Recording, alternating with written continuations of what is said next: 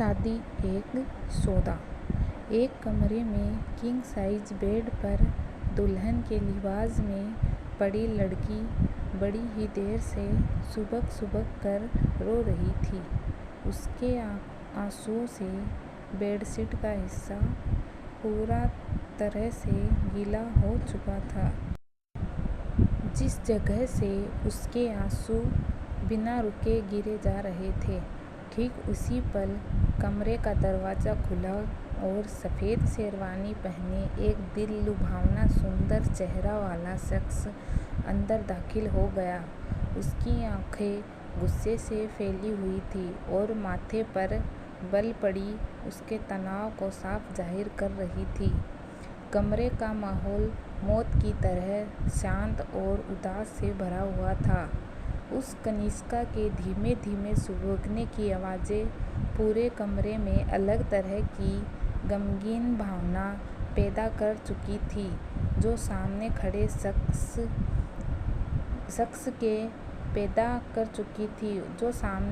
इंसान के ज़बरदस्ती दबाव गुस्से को और अधिक भड़का गई, जिससे वो लगभग उस रोती हुई कनिष्का पर झपट पड़ा और उसकी कलाई को पकड़कर बेड पर सीधा बैठाते हुए कर्कश आवाज़ में बोला, तो आखिरकार तुमने अपनी जात की असली रंग दिखा ही दिया।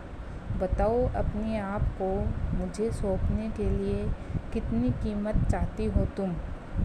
कनिष्का की आंखों में तकलीफ़ों से जूझने का मंजर आंसुओं के गिरते कतार में बहे जा रहा था, जिस पर गुस्से में भड़के उस लड़के को जरा भी तरस न आई। उसने एक बार फिर उसकी कलाई को मोड़कर पीठ पर लगा दिया। दर्द से कहराते हुए लड़की ने अपने चेहरे को ऊपर उठाया तो देखा सामने खड़ा लड़का गुस्से से कांप रहा था और उसके अंदर दया की भावना नजर नहीं आ रही थी। दुल्हन के लिबास में बिलखती कनिष्का का मेकअप पूरी तरह बिगड़ा हुआ था। उसके काजल आंखों के चारों ओर पसर चुके थे। होठों पर दर्द की एक आह के अलावा कोई सुर्खी नजर नहीं आ रही थी। बालों को देखकर ऐसा लग रहा था जैसे जाने कब से उसने उसमें कंघी न किया था। उसके बालों से सिसकी भरने के अलावा जब कोई आवाज़ न निकली तो लड़के ने उसके जबड़े को अपने से दूसरे हाथ से पकड़कर दबाना शुरू कर दिया। औरत की हर जात की तरह तुम भी सिर्फ पैसों के लिए बिक सकती हो, तो आखिर सुबह से उतना नाटक क्यों किया? मैं कोई नाटक नहीं कर रही थी। रोने के बीच में कनिष्का ने टूटे हुए मन से खुद को किसी तरह बोलने पर मजबूर किया, जिस पर शशांक और अधिक कर्कश और गहरी आवाज़ में बोला, नाटक नहीं कर रही थी। ऐसा कहते हुए वो हंस पड़ा, लेकिन वो हंसी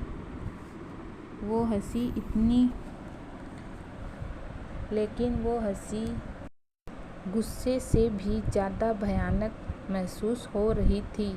हालांकि जब उसने अपनी हंसी ख़त्म की, वो एक बार फिर गंभीर भाव से लौट आया और अगले ही पल उसके जबड़े को छोड़ते हुए कहने लगा, मेरे पास इतना वक्त नहीं कि मैं तुम पर इसे बर्बाद करूं, इसलिए अपनी कीमत बोलो और मुझसे साल भर के लिए शादी करो, वो भी सिर्फ विक्रम को दिखाने के लिए। उसके बाद मैं तुम्हें आज़ाद कर दूंगा, लेकिन तब तक तुम मेरे साथ मेरे घर में मेरी पत्नी बन के रहोगी।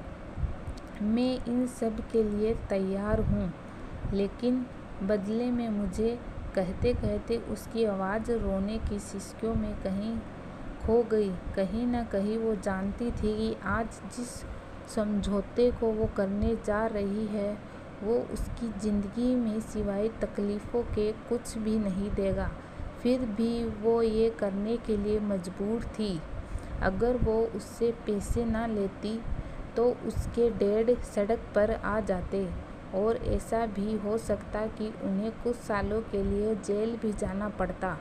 इसलिए उसने खुद को मेंटली स्ट्रोंग और कांपती आवाज़ में अपनी बात रख दी। मैं चाहती हूँ कि आप मेरे डैड की कंपनी के शेयर्स खरीद कर उन्हें वापस कर दें और उनका टैक्स भी पे कर दें। इसके बाद आप जो कुछ चाहे मैं करूँगी। प्लीज़ मेरे डैड की हेल्प कर दे। कहते हुए कनिष्का आवाज़ के साथ रोने लगी।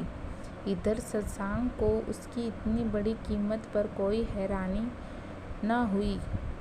उसने अपने पलकों को उठाकर कमरे की दीवार पर टंगी घड़ी में वक्त देखा और कनिष्का की कलाई से पकड़कर खींचते हुए बेड से घसीटकर उतार दिया। उस भारी भरकम लहंगे को पहने कनिष्का संभल ना सकी और गिरने लगी, जिस पर शशांक ने कोई प्रतिक्रिया नहीं किया और अपनी मर्जी के अनुसार उसे वैसे ही खींचकर कमरे की ओर बढ़ने लगा। हालांकि दरवाज़ा तक पहुँचते पहुँचते उसे न जाने क्या याद आया, लेकिन वो रुक गया। उसने कनिष्का की कलाई छोड़ दी और कमरे से ही लगे हुए चेंजिंग रूम की ओर बढ़ गया।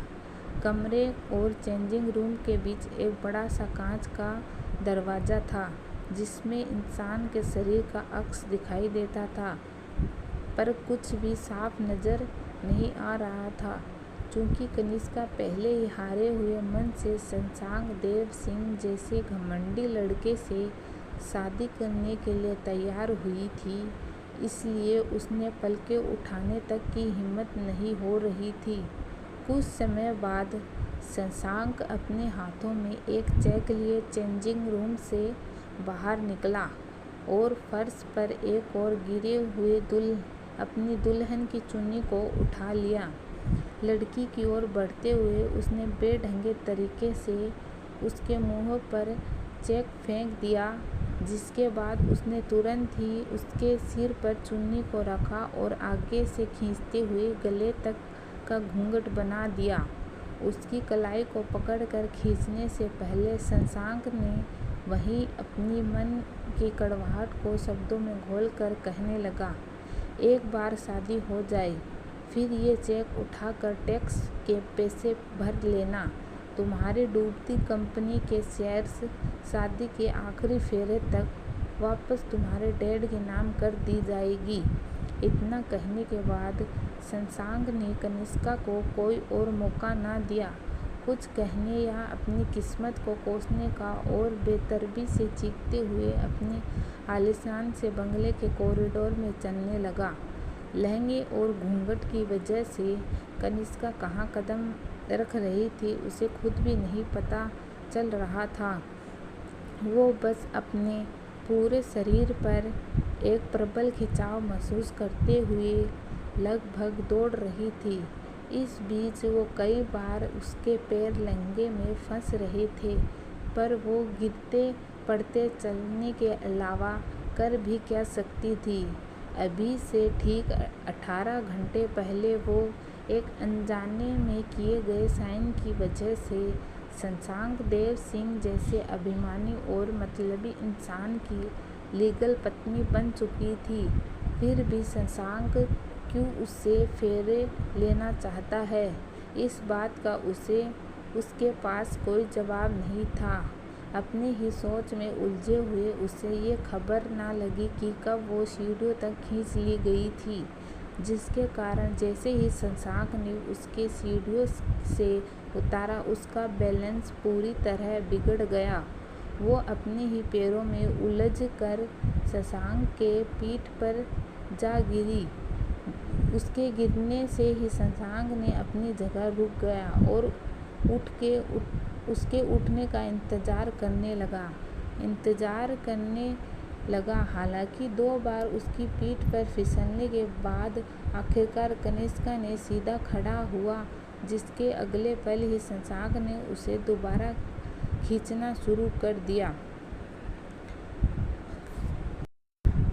प्लीज़ मेरी स्टोरी को लाइक और सब्सक्राइब करें। Thank you.